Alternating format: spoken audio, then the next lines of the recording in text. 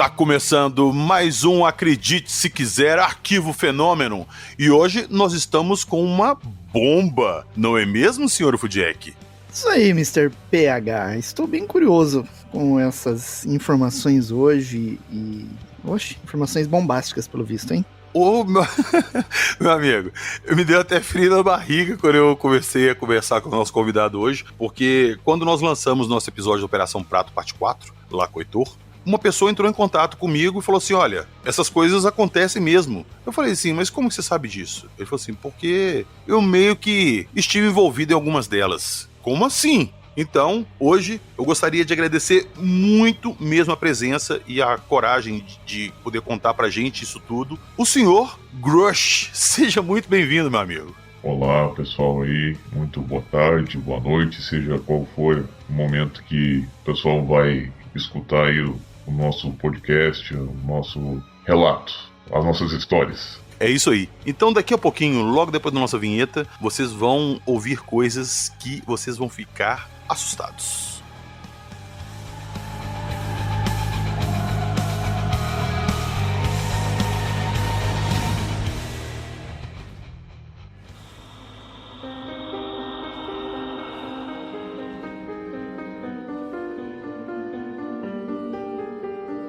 Avistamentos inexplicáveis, registro fotográfico, discos voadores, Ministério da Defesa, inteligências não humanas.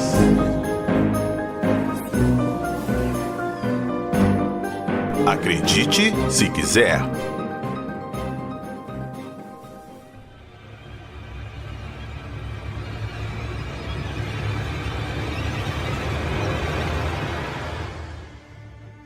Antes de começarmos nosso episódio, um recadinho rápido para vocês, que é sobre o nosso primeiro encontro do Acredite Se Quiser com vocês, queridos ouvintes, aqui em Belo Horizonte. Esse evento, o BHQ, Belo Horizonte Livros e Quadrinhos, é uma parceria com a editora Tábula e com Acredite Se Quiser, e também com o Fuzue Gibicon, e vai ser no Hotel Royal, que fica ali na Savassi, no dia 12 de julho, sábado, de meio-dia às 7 da noite. Teremos artistas, palestras sobre ufologia, presença confirmada dessa pessoa que vos fala, do nosso querido Sr. Fudiek. O Morgan vai estar lá também fazendo palestra. O Pacatini vai fazer o relançamento do seu livro Incidente Varginha, uma versão expandida, com muito mais conteúdo, e vai estar lá também dando autógrafos no livro recém-lançado e também fazendo uma palestra sobre os eventos de Varginha. E também não se esquecendo que, como o próprio nome entrega, é um evento de quadrinhos também, teremos vários artistas de quadrinhos, escritores, roteiristas, muitos estandes ali vendendo action figures, estátuas, livros. Então não percam, vai ser um evento muito legal. Já marca na sua agenda aí, dia 12 de julho nós temos um encontro marcado. E lembrando que maiores informações estão no episódio que nós lançamos no nosso feed ali do podcast, chamado Aviso Importante. Dê uma conferidinha lá. Valeu, um grande abraço e encontro com vocês lá.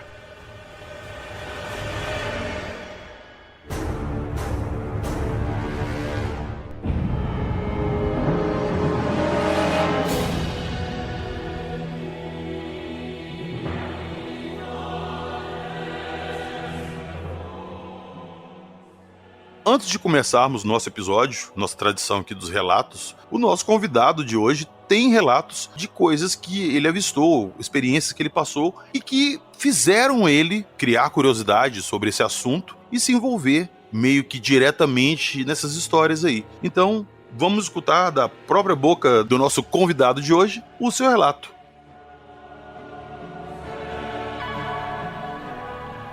Já ouviu falar de estigmata e possessões demoníacas? Ruídos estranhos perturbam você no meio da noite? Luzes estranhas no céu já te causaram lapso temporal? Você tem sensações de medo em seu porão ou sótão? Visitas ou mensagens de pessoas que já morreram é algo da sua rotina? Você ou alguém de sua família já viu monstros, espectros ou fantasmas? Se a resposta for sim, não perca mais tempo. Mande o seu relato para acredite se quiser podcast@gmail.com. Estamos prontos a acreditar em você.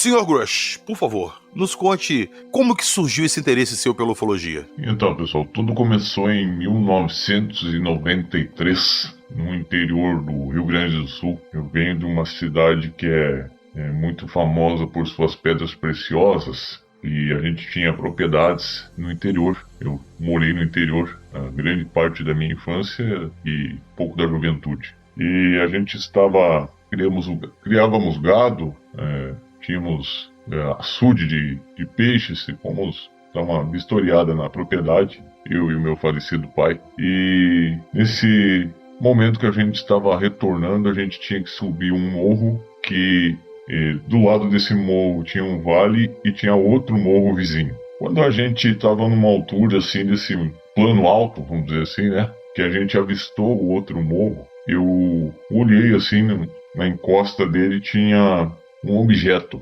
prateado flutuando mais ou menos 1 metro acima da terra, e tinha uns homenzinhos de preto, uns 3 homenzinhos de preto que estavam em volta desse objeto. Eu falei: olha lá, pai, aquilo lá, ó, o que é aquilo lá? E o meu pai falou assim: se abaixa, aquilo lá não é desse mundo. E aí se abaixamos assim, ficamos cuidando. E aqueles homenzinhos aparentavam ter mais ou menos 1 metro de altura. Eu não conseguia ver detalhes, mas eles tinham uma luz vermelha na mão, que era sol claro, de tempo claro, assim, sem nenhuma nuvem. E aqueles homenzinhos apontavam aquela luz vermelha pro chão. Cara, pera aí, rapidinho, você viu de dia? De dia. Distância aproximadamente uns 400 metros, mais ou menos, um morro no outro, e tinha um vale no meio. E esses homenzinhos estavam com essa luz vermelha forte, dava para ver. Hoje claramente dá para dizer que era um laser. Naquela época eu nem sabia o que era isso, né? Na minha inocência, na minha ignorância, vamos dizer assim, né? Falta de conhecimento. E passavam em direção ao solo aquele laser, tipo como se fosse escanear. Sabe, daí tinha um outro campo logo adiante, assim, e a gente arrendava as terras lá para um compadre colocar gado, criar seu vaca leiteira e coisa assim. E esse compadre tinha ido dar sal pro gado, e esse compadre gritou para chamar o gado. Sabe quando você grita, ô boi, que você vai o vaqueiro no campo? Ele gritou, e eu acho que esses homenzinhos ouviram. O que aconteceu? Eles entraram nesse objeto prateado em forma de disco, e esse objeto subiu mais ou menos uns 100 metros, assim, devagar. E ele foi, do nada, assim, ele foi mais ou menos uns 400 metros no céu, na diagonal, e sumiu. Ele não foi no horizonte, assim, que nem um helicóptero, um avião, que você vai vendo até desaparecer, entendeu? Ele foi pra cima. Você vai e você vê para que lado que ele some, né, no horizonte, ele some. Não, cara, esse objeto ele foi até uma altura no céu, assim, e sumiu, desapareceu totalmente, tá? Então essa foi a primeira vez que eu vi, tá? Passados uns dias, o meu pai puxou lá no sul, o pessoal tem o costume de tomar o chimarrão, né? Tomar o chimarrão na roda de gaúcho, de compadres. E o meu pai foi falar esse assunto com o compadre dele. E se tava lá, eu vi. Isso aí é coisa de outro mundo. Isso aí é assim, mas vamos lá ver. Tá, aí o meu pai trabalhava com pedras preciosas, tinha algumas ferramentas, e pegou umas ferramentas, levamos junto. E fomos lá onde é que estavam esses seres e onde é que apareceu esse objeto. Lá tinham uns sinais, assim, como se o capim tivesse dobrado, não quebrado e nem queimado, dobrado. Dobrado assim como se tivesse alguém passado a mão e dobrado nele e enrolado assim o capim, assim, como se fosse um redemoinho que tivesse acontecido ali, e não tinha marca nenhuma assim de que queimou, mas estava dobrado assim como se tivesse alguém pegado com a mão o capim, enrolado ele todo e dobrado. Como um agrogrifo, tipo aqueles agrogrifos. Tipo aqueles lá que o falecido Gevaerd, até eu conversava muito com ele, tipo aquilo que ele mostrava. Então tava desse jeito lá, e o meu pai pegou um objeto chamado ponteira e começou a bater no solo, que é para fazer um teste, assim, para ver se aparece alguma coisa, e começaram a bater com a marreta para ver se aparecia alguma coisa, e deu no objeto. Pum, pum, pum, pum. Começamos a escavar, achamos uma pedra enorme, do tamanho maior que um fogão. Aquela pedra de cristal puro, né? Na época o meu pai vendeu ali, deu uns R$3.500, era muito dinheiro, em 1993, isso. aproximadamente esse valor aí que ele pegou e vendeu para as fábricas de pedra, e uma parte dela que não prestou, vamos dizer assim, que não deu aqueles bicos, aquelas gemas, né, que tem que abrir, fazer todo um processo ali de extração, ficou lá e está lá no morro até hoje. Está lá no morro até hoje, essa pedra, esse resto dessa pedra está lá. Então, essa aí foi uma das vezes. A segunda vez, passado mais ou menos um ano por aí, eu fui pescar com um amigo meu, o apelido dele era Nico, eu e o Nego fomos pescar, eu já sabia atirar, eu era adolescente, mas já sabia atirar. E o meu pai foi militar, meu avô foi militar, então a gente veio de uma família de militares, e a gente aprendi a atirar muito cedo. Eu levei uma espingarda, um revólver e materiais de pesca, 3 cachorros juntos. Foi eu e o Nego e fomos acampar lá na beira de um rio. Tem tá lá o rio até hoje, que meus avós, eu tinha um moinho, aqueles antigos de colonização italiana, eu fazia moinho movido a água, né? Tá lá o moinho até hoje, moinho e serraria movido a água. E armamos um acampamento do lado de um poço, armei o Nego um pouco mais para baixo. Uma lua, não era lua, era aquela meia lua assim que que você enxerga todas as estrelas, tipo um tapete assim, né? O céu muito, muito claro, muito límpido. E aí você vê a curva das árvores, tudo assim, a barranca do rio. E lá numa altura, perto das 10 da noite, por ali mais ou menos, 11 horas, eu ouvi um zumbido.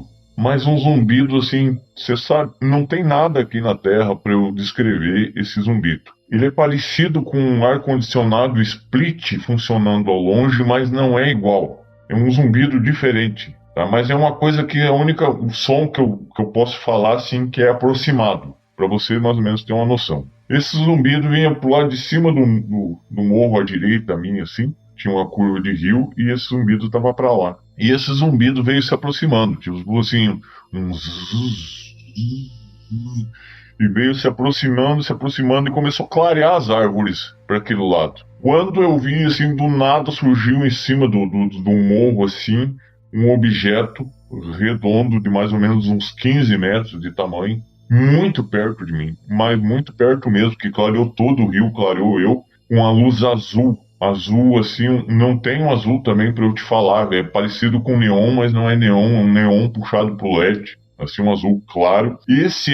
Essa luz desse objeto metálico, ela não saía de lâmpada. Era o próprio casco do objeto, tá, em forma de disco, que emitia essa luz. Tipo assim, a energia saía dele e circulava em volta dele aquela luz. E aonde ele passava em cima das árvores, torcia todos os galhos também. Torcia todos os galhos e os pedaços de folha, tudo subiam. Quando chegavam perto desse objeto, as folhas, elas iam para os lados, se espalhavam assim e giravam em volta. E aquele objeto vinha vindo, não tinha janela, não tinha um parafuso, não tinha fresta, ele tinha dobras, tá? Ele tinha dobras, tipo você pegar uma tampa de uma panela, virar assim e você vê aquela ondulada assim para formar, botar 2 tampas assim. O famoso disco voador, que o formato clássico, mas não tem assim um detalhezinho para você dizer assim que ali tem um negócio, tem uma porta, tem nada, não sei nem como é que entraram lá dentro. Se tinha alguém lá dentro daquele objeto, pelo tamanho tinha, né? Porque não é possível, quase do tamanho de um ônibus. E aí, aquele objeto veio por cima assim, desceu um pouco e foi para trás do morro e o Nego veio correndo lá de baixo. Tu viu, veio se quebrando o galho, empurrando. Tu viu, fica quieto, cara. Naquele momento eu já tava com a espingarda engatilhada para atirar, na minha ignorância, né? Já tava com a espingarda para engatilhar, tirado numa moita, assim. Eu disse assim, pega esse facão aqui, pega esse revólver aqui, vamos subir aqui nesse morro aqui para ver onde é que sentou isso aí. E aí nós saímos abrindo uma picada, assim, subimos no morro do lado, nada. Mais nada, silêncio, escuridão total, o objeto desapareceu. A partir dali eu comecei não tinha uma internet disponível ainda na época, né? Nem sabia, nem existia. Eu vim conhecer a internet depois no exército, né? Que a gente fez até uma excursão para conhecer a internet. E aí não tinha nada, e quando eu comecei a ouvir e ver alguns relatos, foi por revista e coisa, e eu comecei a pesquisar, me interessar no assunto. E aí eu entrei no exército e comecei a investigar lá dentro e procurar quem tinha, que seção que era, encarregado, se tinha alguma coisa. E fui me aprofundando. Quando surgiu a oportunidade, eu comecei a mexer nesse setor aí. Calma, que isso aí já é outro papo. Pera aí, calma. Calma. Cara, vamos lá. Ô, Jackson, o relato dos primeiros seres ali, com a luzinha vermelha na mão e tal, o relato da olaria lá com o Holanda, lá na Operação Prato, é basicamente isso. Lembra, né? Eu lembrei disso também. E no Rio Grande é comum relatos assim, né? Desses homenzinhos pequenos, assim. Aparece muito em área rural. Cara, e outra, esse segundo avistamento seu, com essa nave, com essa riqueza de detalhes que você descreveu aí, eu acho que eu nunca vi ninguém num relato me dar tantos detalhes, assim, do objeto, de como foi. E eu achei muito interessante essa parada que você falou das folhas. Eu nunca tinha ouvido isso antes. Você já tinha ouvido, Jackson? Não, esse detalhe não. Pra mim é inédito. Mas então tá, vamos deixar os relatos aqui. Eu quero que vocês estão escutando, escutem esse relato com calma e tirem suas próprias conclusões. Então, vamos embora pro nosso episódio, que hoje o papo promete, viu? Você está ouvindo o Arquivo Fenômeno.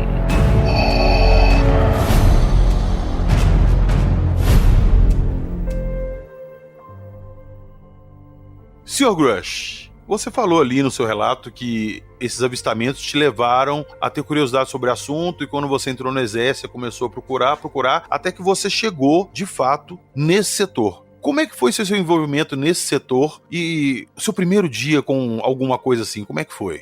Cara, funciona assim. Nem o exército, nem a aeronáutica, nem nenhuma das forças se envolve diretamente com isso, a não ser que tenha problemas comunitários e alguma autoridade, como prefeito ou governador, solicite.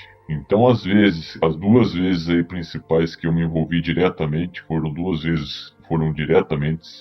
foram solicitações de prefeitos e de autoridades que solicitaram apoio, né? Até a própria polícia, que não tinham um discernimento, não tinham nenhum traquejo para lidar com esse fenômeno. Então, a primeira vez, ali em 2005, foi na região de Morretes, do Paraná. A gente foi acionado, então, para não chamar atenção, a gente foi fazer uma, vamos dizer assim, manobra, e fomos até Curitiba. De Curitiba a gente pegou uns veículos que não chamasse atenção e fomos até certo ponto. Nesse certo ponto a gente viu que precisaria de equipamentos melhores, que era difícil acesso à área de incidência, para a gente montar algum acampamento, alguma coisa que desse frutos. Então, montar um perímetro, que chama assim, né? O militar monta um perímetro para fazer a sua ronda, para fazer a sua patrulha. Sr. Grush, rapidinho. Esse chamado foi de alguma coisa que estava sobrevoando a região ou tinha uma coisa que tinha caído lá? Sobrevoando a região e moradores assustados, né? Estava aparecendo em localidades, em casas, luzes em cima de casa, clareando tudo, e muita gente, algumas pessoas apavoradas, foram reclamar para o prefeito, e o prefeito acionou, e a polícia nos acionou. Estava acontecendo, inclusive sumindo animais, né? Estava sumindo animais, e aí, antes que alargasse o assunto, se transformasse em polêmica, porque é uma região muito turística, ali a região de Morretes, né?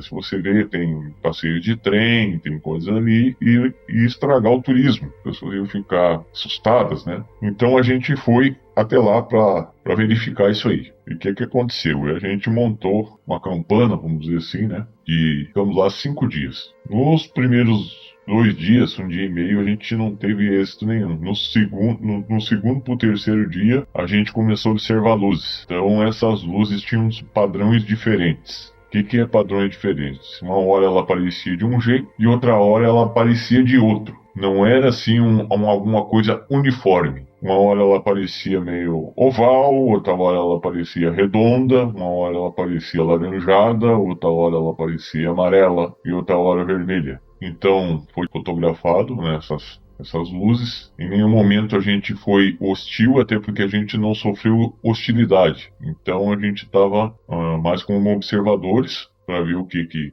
estava acontecendo, fazer um relatório, um levantamento, para ver se era algum teste de alguma coisa que estava desenvolvendo por ali que a gente não sabia, o que estava acontecendo, enfim. Então, do quarto para o terceiro dia, a gente estava patrulhando, montando um perímetro em zigue-zague. Não sei se você pode imaginar mais ou menos assim. Um zigue-zague é você dar uma cobertura aqui até tantos metros, mais uma dupla lá até tantos metros, lá mais na frente, outra mais recuada, mais ou menos assim, posicionamento em zigue-zague, para você entender mais ou menos como é que é. E a gente montou daí esse perímetro e levamos a câmera Sony mais moderna da época, levamos 3 câmeras, e aí as outras mais inferiores, conseguimos fotografar as luzes. Essas luzes apareciam, desapareciam, andavam em círculo, em zigue-zague, na vertical, de toda maneira, e não conseguimos identificar o que era por trás daquelas luzes. Do terceiro para o quarto dia, a gente estava mais ou menos umas 3 horas da tarde, numa clareira, calor infernal, os mosquitos pegando, e apareceu esse objeto grande, do tamanho quase que eu vi daquela primeira vez, daquela aparição que eu tive. E ali eu já estava, vamos dizer assim, quando você está preparado para qualquer tipo de coisa e você já viu aquilo, eu já estava familiarizado, vamos dizer assim, né? E aí veio aquele objeto prateado, ele não emitia nenhuma luz, simplesmente flutuava, não emitia um som, eu não estava de frente para ele, eu estava de lado, e ele veio beirando a rede elétrica. E a patrulha que estava de frente conseguiu fotografar ele. Ele veio beirando a rede elétrica, pairou do lado da rede elétrica por alguns momentos e foi deslocando devagarinho, e de repente ele foi para cima e desapareceu. Isso durou mais ou menos uns 2 minutos, 3 minutos por aí, esse círculo, esse movimento todo aí que ele fez. E desapareceu no meio do nada, não foi para lugar nenhum, simplesmente como se você estalasse, piscasse o dedo e não estava mais ali.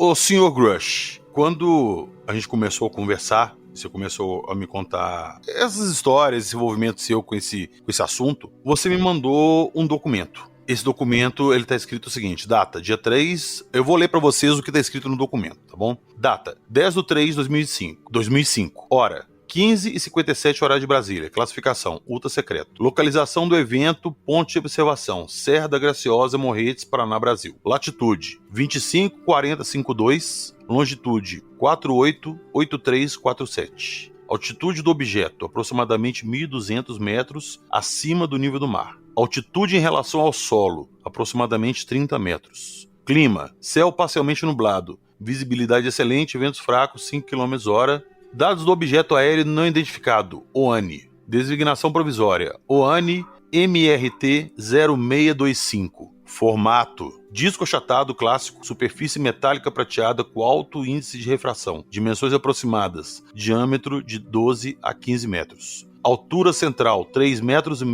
cúpula superior. Coloração, prateado metálico, com parte inferior notadamente mais escura. Reflexo compatível com alumínio polido. Cara, vamos lá, quando você me mandou essa primeira vez, você me mandou esse documento de visualização única. Você me mandou lá no Zap, eu abri, li, isso já estava tarde da noite.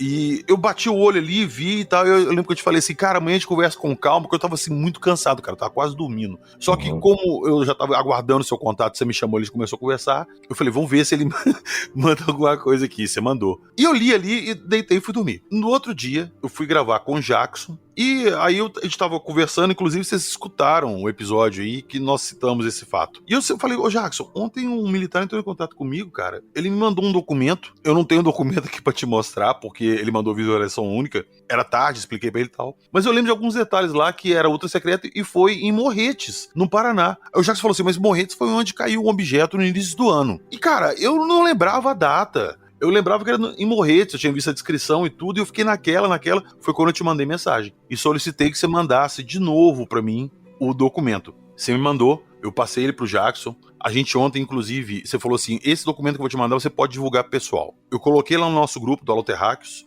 E agradecer muito lá o Flávio, o Gustavo Conaccioni, o Joab, o Márcio Parucini, o Arthur Gatti. A gente estava lá ontem discutindo sobre isso e joga em ChatGPT para ver isso e tal, não sei o quê. Aí o ChatGPT avisa, esse documento tem possibilidade de ser real, todas as frases usadas são normativas de exército e tal, não sei o quê, e tal, não sei o quê. E ficamos naquela conversa ali. Você me contou uma história depois, inclusive eu comecei a conversar com você e você falou que tinha foto, que você citou aqui. E depois de eu te amolar muito, mas muito mesmo, acho que você fez pra ficar livre da minha injeção de saco, você me mandou a foto lá e me mostrou, visualização única. Eu bati o olho nela e eu te pedi fazer a mesma coisa pelo Jackson. Manda pro Jackson lá, pro Jackson dar uma olhada. E o Jackson também viu a foto. Então nós vimos a foto. Na foto ali, eu consegui ver alguns detalhes, ela tinha um carimbo escrito Ministério do Exército, e embaixo uma sigla, CIE. Então eu te pergunto assim, uma rápida jogada no chat, na internet ali e tal, que o Ministério do Exército ele não existe mais desde 99. E eu vi aquele carimbo ali, e aí o Jackson me chamou a atenção pra isso, a gente começou a discutir lá, que o Ministério do Exército virou o Ministério da Defesa e tal. Antes da gravação, eu tava questionando você justamente disso e você, resolveu a charada que eu estava com dúvida. Vamos lá, me explica. Por que esses documentos estão com você e por que esse carimbo está lá? Correto.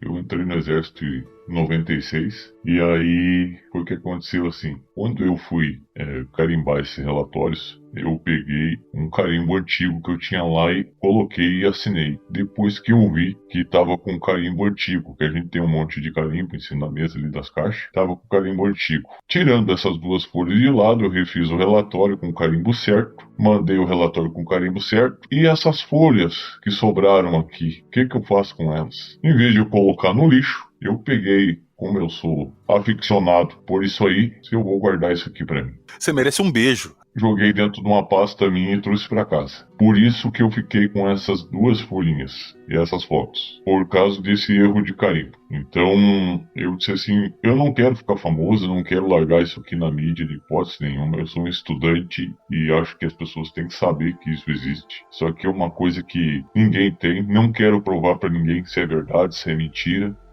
Dane-se.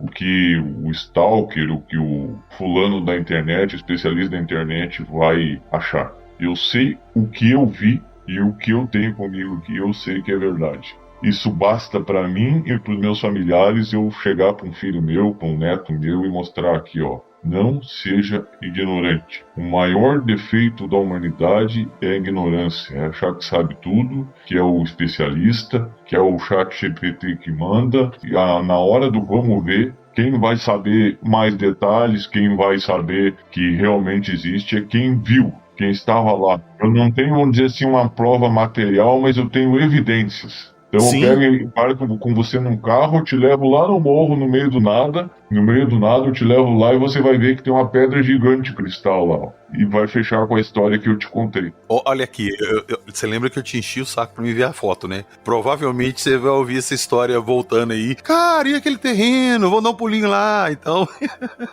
Não. Já fica sabendo. Não tem problema, eu vou com você lá, te levo lá naquele terreno, te levo nos lugares, te levo no morro, te levo no rio, te levo em todos os lugares. Cara, perfeito. Você vai juntando fragmentos. Como é que é o estudo OVNI? Ninguém tem um relato concreto de começo, meio e fim. É tudo fragmento, é tudo pedaço. Hoje em dia eu vejo um cara relatando de uma nave que ele viu, que ele foi abduzido, eu já digo se é verdade ou se é mentira, porque eu sei os detalhes. Quando você vê de perto, você tem os detalhes, daí você já sabe se o cara tá mentindo ou tá falando a verdade. Então você junta pedaços, fragmentos de histórias, de narrativas, de estudo, que você vai fechando com o que você viu e você vai vendo o que é de verdade e o que é de mentira. Então eu sou um estudante, um buscador como vocês, e essa ufologia, vamos dizer assim, a casuística, que fez parte da minha vida, me levou a ver coisas reais. E a carreira militar me ajudou a desvendar um pouco disso aí, né? Cara, você foi perfeito. E eu quero muito te agradecer novamente aqui, você ter a coragem de vir aqui, mostrar isso pra gente, contar isso pra gente. Eu vou falar já pra quem tá escutando, a foto não vai ser divulgada, tá?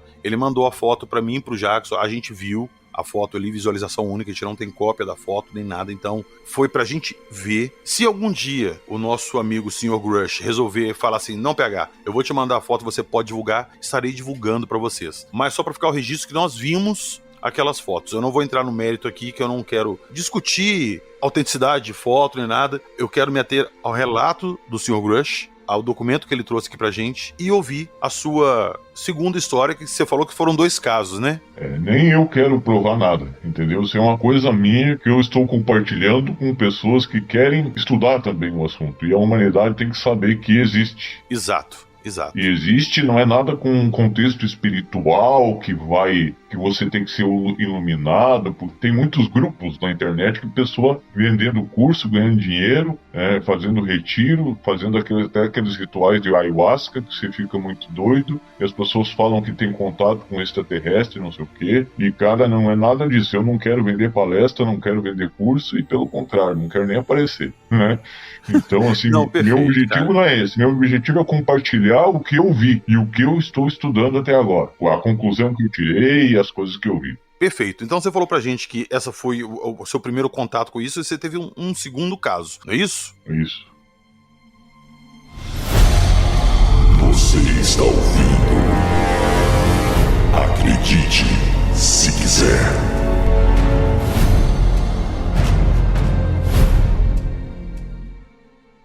Então vamos lá. Como se o primeiro já não tivesse sido chocante o suficiente. Vamos lá, Sr. Grush. Conta a sua segunda experiência com a ufologia no Exército.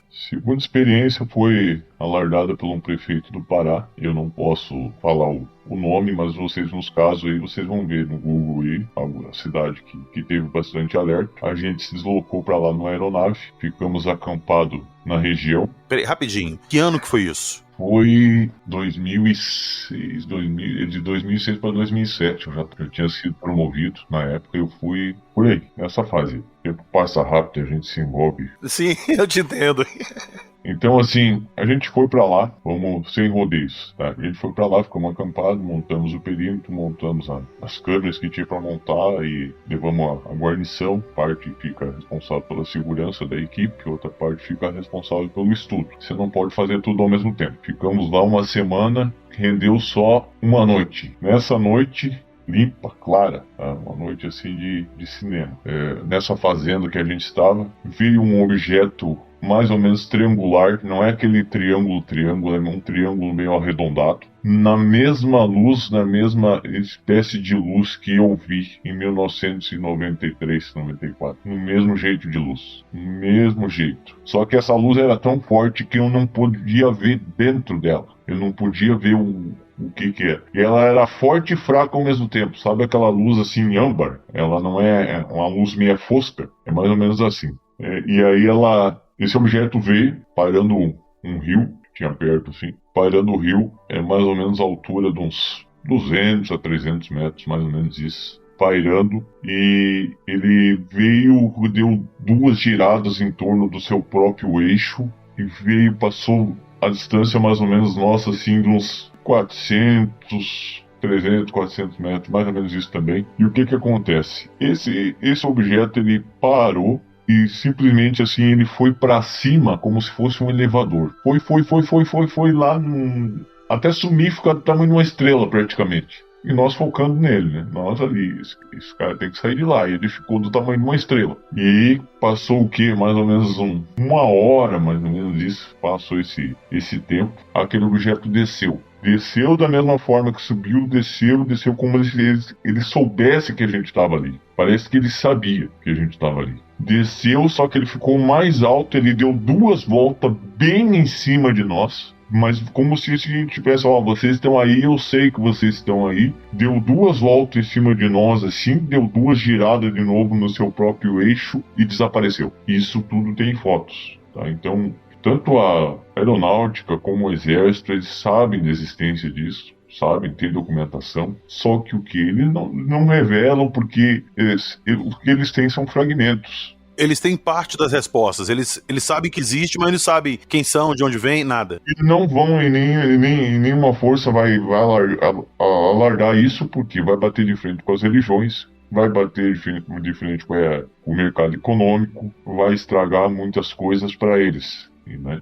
Então, uma nova civilização chegando aí traria um colapso para quem está no poder. Seria mais problema do que solução. E eu sempre falo assim, se esses caras dessem algum contato pra gente, quisessem dar algum contato pra gente, eles já teriam dado. Então, eles estão nos observando, nos estudando o nosso planeta de alguma forma, e eles não querem se mostrar. Você tem alguma hipótese do porquê eles estarem fazendo isso? Cara, eu acho que pelo que eu vi a história, assim, começou essas aparições mais frequentes e mais documentadas da Segunda Guerra Mundial pra cá. Eu acho que no momento que o ser humano começou a mexer com a bomba atômica, chamou a atenção.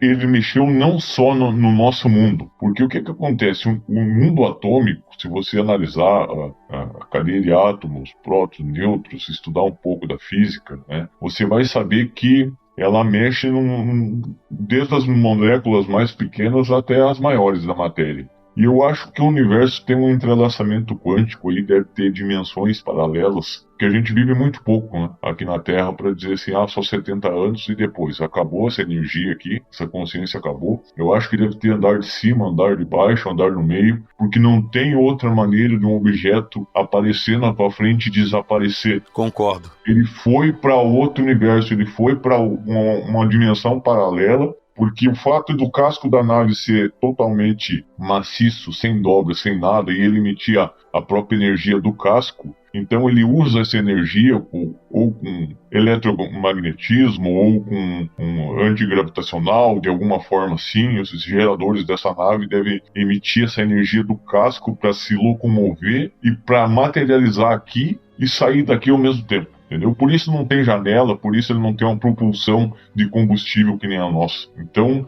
não tem outra maneira de ser esse movimento desse objeto, a não ser com antigravidade, com moléculas atômicas, né? Eles se locomovem dessa maneira. Eu posso te falar assim de quase 100% de certeza que o casco da nave é o condutor de energia principal, tá? É o condutor de energia em todos os casos que eu vi. E esses caras sabem onde é que a gente tá, sabem onde é que tá nossas armas, sabem e daí eles vêm estudar, eu acho que o nosso equilíbrio, alguma coisa assim, nos monitorar, porque o universo, por exemplo, se explodir a Lua, o que acontece com o nosso planeta? Ela nem precisa vir para cá se chocar com a Terra. Se você explodir ela, o que acontece com a nossa maré? Então a gente depende dela para estar no nosso eixo aqui, para estar na nossa órbita. Então acho que uma coisa depende do outro no universo. E todos esses planetas aí que a gente se julga vazio, talvez tenha vida numa forma quântica que a gente não sabe, no nível quântico que a gente não sabe. Porque não é possível um universo desse tamanho estar vazio.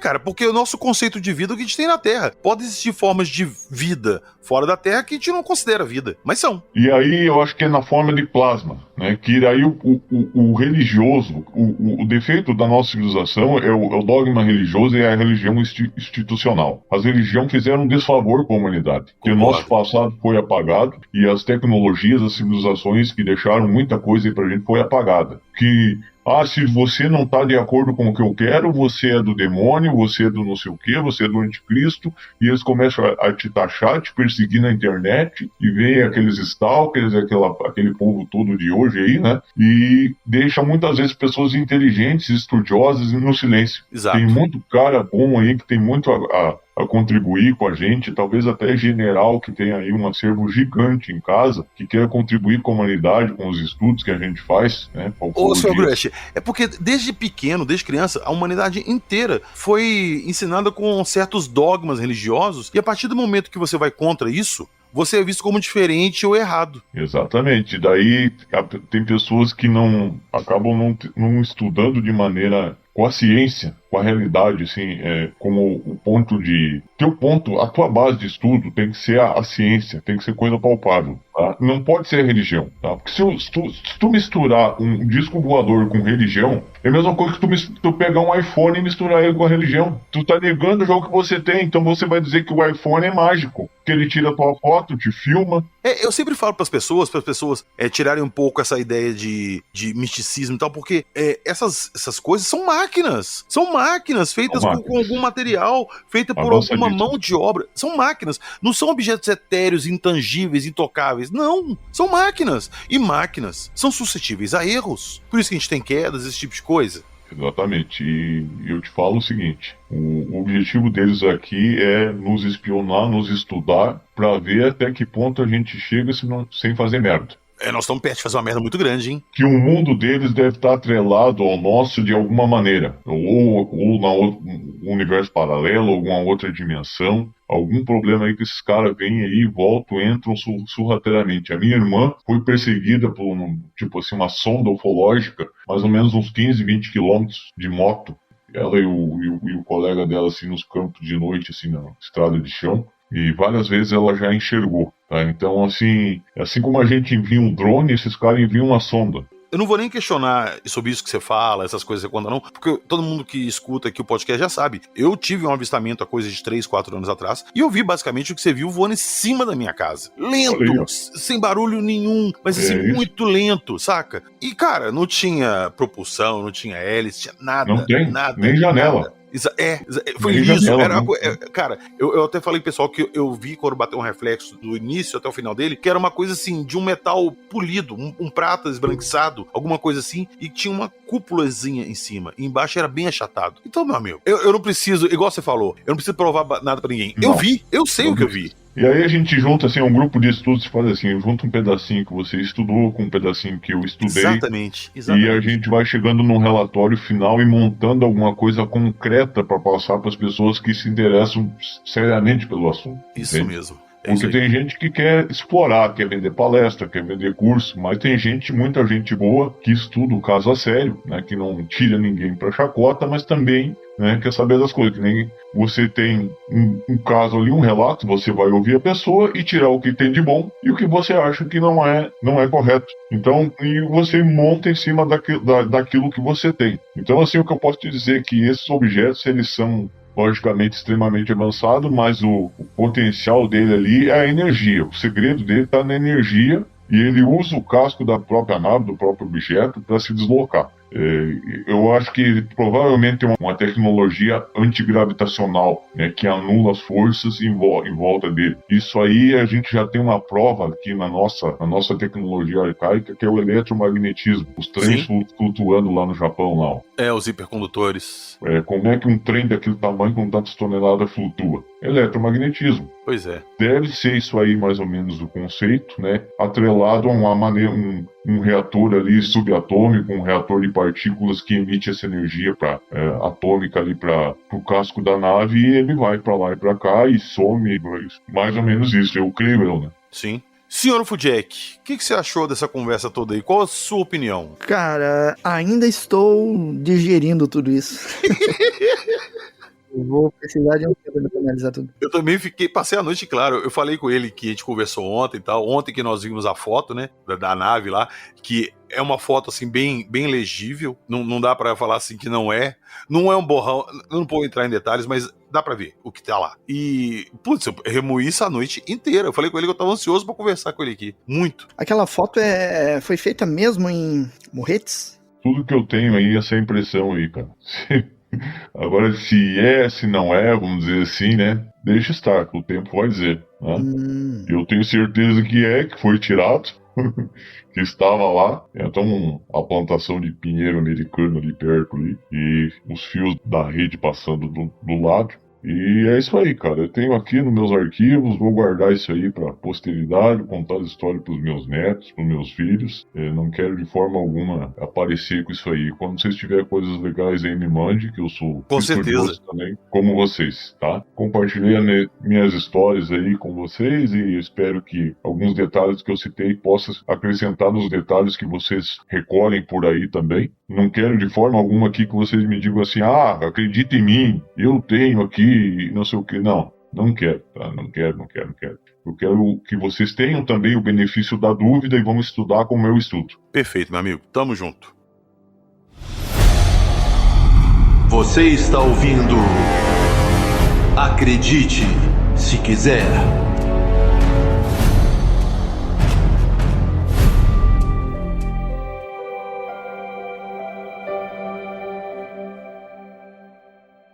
Então foi isso. Hoje nós trouxemos mais uma pessoa aqui que se dispôs a falar o que sabe, contar o que descobriu e compartilhar isso com a gente. Ah, PH, mas aí quem é a pessoa? A pessoa não mostrou, não falou o nome, cadê a foto? Você não vai mostrar? Novamente, ele se disponibilizou a mostrar isso pra gente, somente pra gente, e na nossa confiança que nós não vamos divulgar, por quê? Ali na foto, como ele mesmo falou que foi ele que produziu esse material para ser arquivado e tal, tinham dados ali que poderiam entregar com quem nós estamos conversando. Então, melhor não.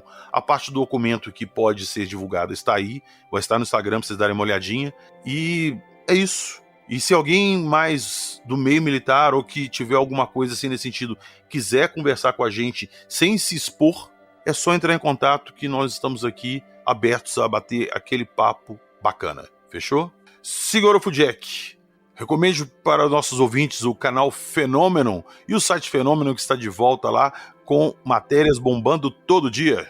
Isso aí, PH. Portal Fenômeno está de volta ao ar. Nós temos artigos aí sendo publicados todos os dias, 2, 3, 4 artigos às vezes, e com materiais exclusivos, né? Hoje eu subi para o portal alguns documentos oficiais do governo da Itália. Eita! Coisas que nem caiu na mídia ainda, já está lá. Então, não perca tempo, dá uma olhadinha, dá uma passadinha lá e confira todo o acervo gigante que a gente tem lá. E lá no canal a gente também tem muito conteúdo. Toda semana tem live, tem vídeos novos estreando, tem muito material, muito conteúdo legal lá para você assistir e se manter informado sobre a questão ufológica. É isso aí.